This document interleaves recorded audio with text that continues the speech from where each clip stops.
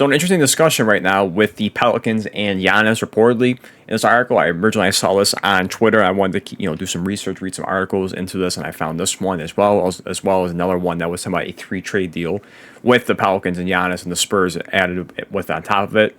But for this one, it looks like the Pelicans are trying to go after Giannis, and I mean right off the bat, I don't see this happening whatsoever, and we'll get into further details as to why in terms of the one player they'll add on the table to get Giannis potentially. Looking down here, it says New Orleans Pelicans are reportedly monitoring Giannis's status with the Milwaukee Bucks and could consider dealing Zion Williamson in a potential blockbuster trade.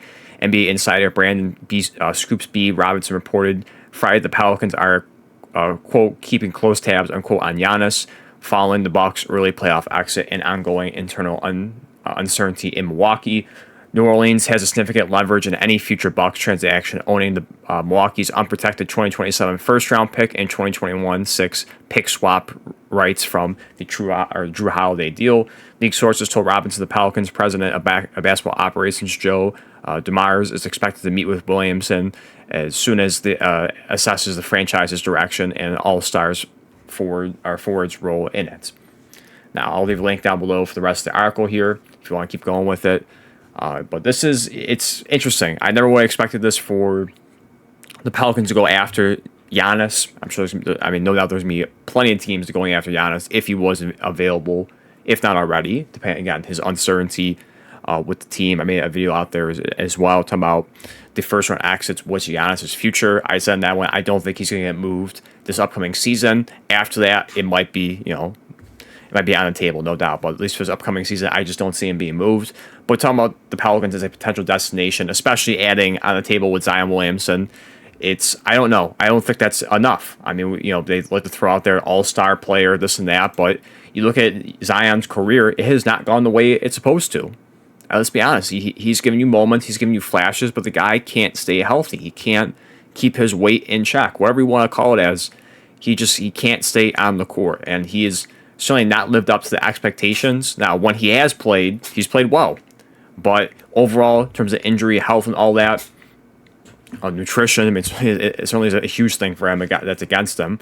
He has not lived up to the first overall pick. I mean, when this guy stepped in back in 2019, we thought, wow, this guy could be one of the faces of the NBA. He could be probably the face of the NBA, one of the biggest stars.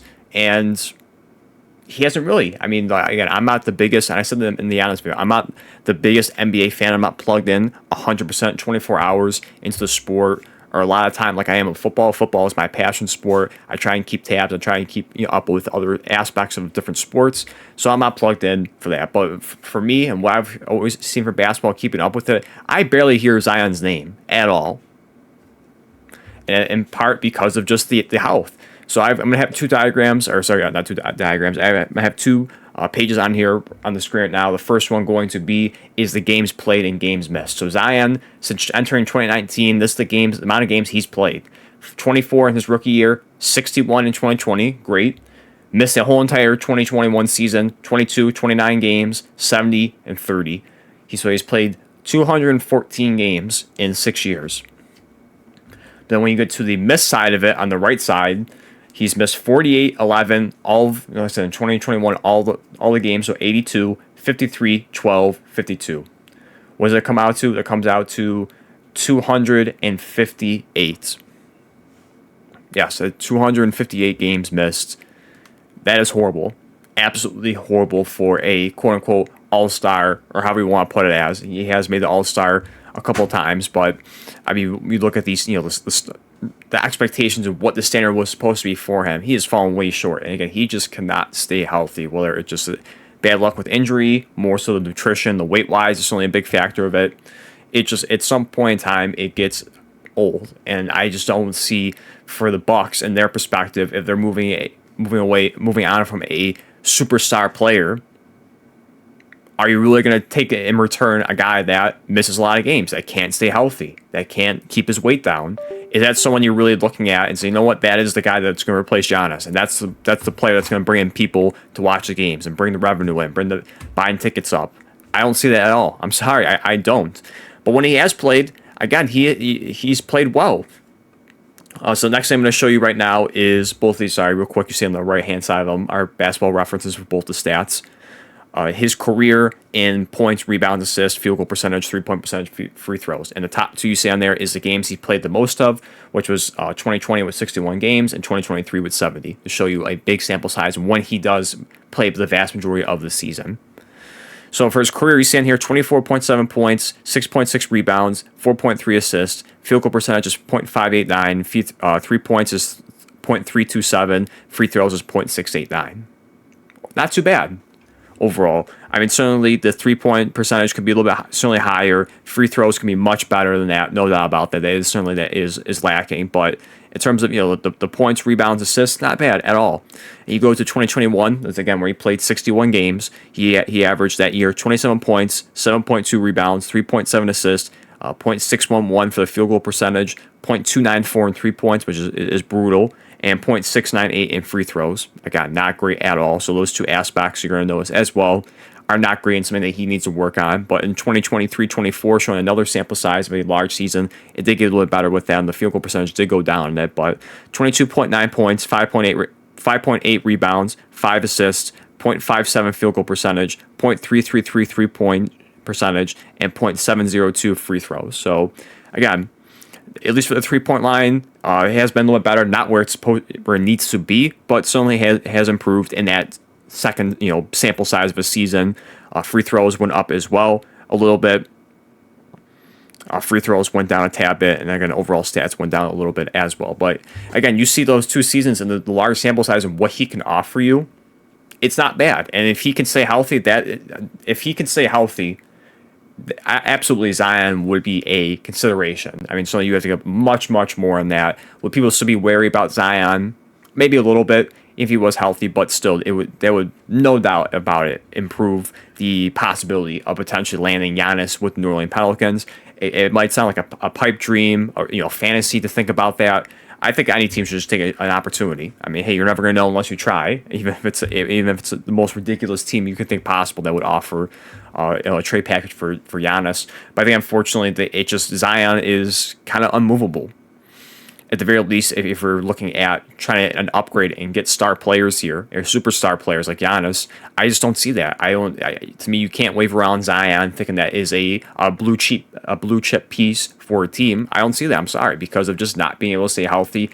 What's the point? What's the point of giving a superstar who brought an NBA title to your city, who year in year out wheels you into the playoffs, and is the only reason why you are competitive? Why would I? If I'm moving off a guy like that, you'll never get the same competition of what you get, in return than what you give up. But I mean, I just don't see it. Zion is not enough, and this is another one, a mock trade that they put up together with this one. You can laugh at it or not, but it's a 3-team trade with the Bucks, Pelicans, and Spurs. Giannis in this one does not go to the Pelicans; it's to the Spurs here. So for the Bucks, they get Zion, Keldon Johnson, 2025 first, a 2027 first, and a 2029 first. Pelicans get Devin Vassell, Jeremy Shahan, and Pat Connaughton, and a 2027 first round pick as well. Again, just a mock trade they put up all together there. I'm assuming for this one, reading the other article, it seems like they're all eyes on Giannis going to the Pelicans. So to me, I don't see how it really benefits the Pelicans in this one, trying to get the superstar potentially.